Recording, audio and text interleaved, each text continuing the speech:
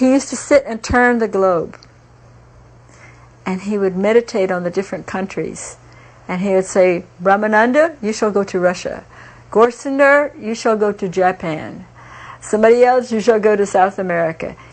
You have to understand, we had no money, we had no manpower, we had nothing. We were a handful of teenagers.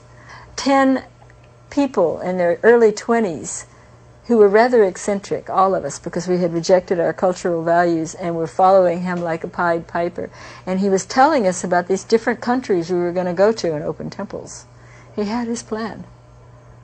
It was not haphazardly done. I have a beautiful picture of Prabhupada sitting and turning his globe.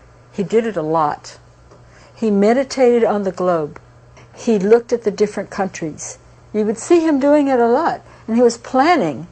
He planned the takeover of Russia long before he ever went to Russia. This is like a part of what he knew he had to come to this world and do. We just didn't know what all he was doing. Although sometimes in Montreal, when we had a lot of time and he would talk, he used to talk to me about his different plans.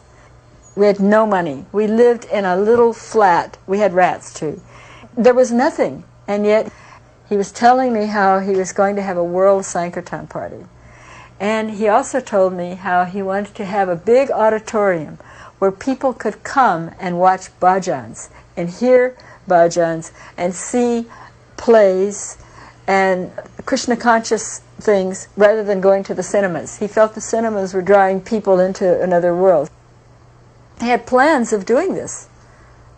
And when I go to Bombay and I see that great big auditorium, I go, you know, he said he was going to do this. It's just like if I'm a pauper and I tell you I'm going to build Disneyland. And that's what it was like. But I never disbelieved anything he said. I just listened. I was just always like listening to him. And he liked to talk about what he was going to do.